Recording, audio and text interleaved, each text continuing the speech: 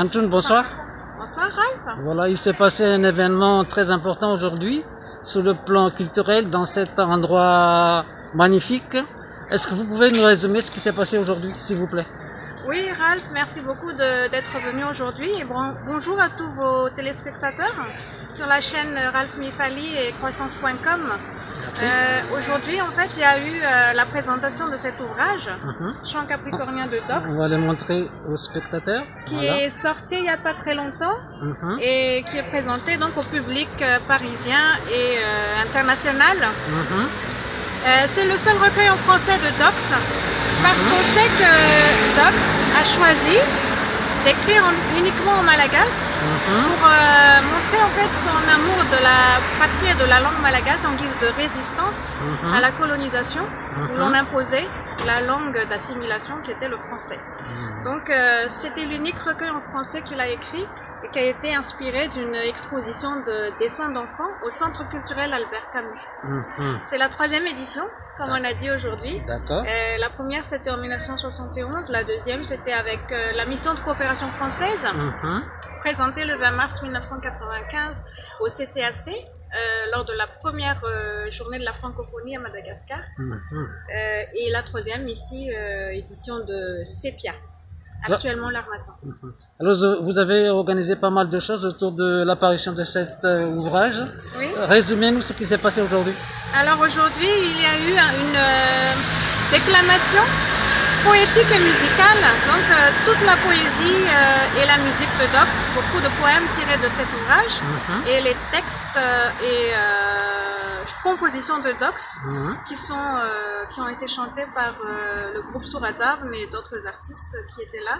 Il y a eu aussi des peintures présentées en fait, des œuvres qui ont été inspirées du centenaire de la naissance de Dox en 2013 où il y a eu quelques concours et on a parlé de ça aujourd'hui, on a présenté ces portraits, ces tableaux, notamment un portrait de Jean-Genève Ravel. Oui, je l'ai vu, il est là. De Dox. Alors j'ai entendu parler aussi qu'il y a une création de lycée du côté d'Antirabé. Tout à fait, parce que c'était vraiment ça aussi le but de cette activité, cet événement. Les gens et la population d'Anzanapar, qui est le pays de Tanrazana, comme on dit, le pays des ancêtres de Dox, le village des ancêtres, là où il repose d'ailleurs actuellement. Il y a beaucoup de jeunes qui ont des bons résultats scolaires. Jusqu'au BEPC, ils ont 97% de taux de réussite, mais il n'y a pas de lycée. Donc malheureusement, ils sont soit ils sont obligés d'aller jusqu'à Betaf, qui est à 30 km, avec toutes les difficultés que cela comporte pour les parents. Mais très souvent, ils arrêtent leurs études à cause du fait tout simplement que ce n'est pas possible. Donc la population a pris l'initiative de créer ce lycée, qu'ils ont nommé lycée Dox Anzanapar, et que nous soutenons par cette activité avec tous les gens comme vous Ralph qui êtes venu aujourd'hui, c'est gentil. Et également ceux qui vont participer à une initiative de financement solidaire que nous allons ouvrir très prochainement. D'accord. Donc vous allez nous tenir au courant de la manière de collecter les fonds? Exactement, nous allons tous participer pour soutenir ces jeunes qui donc ont entre 13, 14 jusqu'à 18 ans, niveau seconde, première, terminale, et pour leur permettre de continuer leurs études, tout simplement. Ça évite de marcher 30 km. Ils ne peuvent même pas faire ça tous les jours, mais voilà. Donc, c'est vraiment ça que nous pouvons faire pour eux, même à distance. Nous pouvons être solidaires et de tout cœur avec eux en participant. Et on communiquera tout à fait les informations sur le crowdfunding. Merci beaucoup Antoun pour cette interview. Merci beaucoup Ralph. Et bon vent pour le projet, pour le lycée Dox.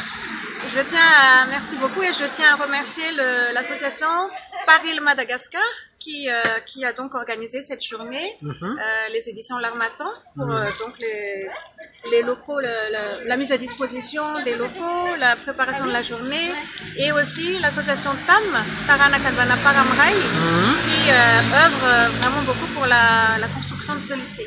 J'ai entendu Madame Razaferchou Emilienne.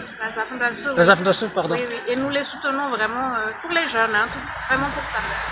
Donc merci beaucoup et bon vent. Merci Ralph. Merci à tous les téléspectateurs. Veluma.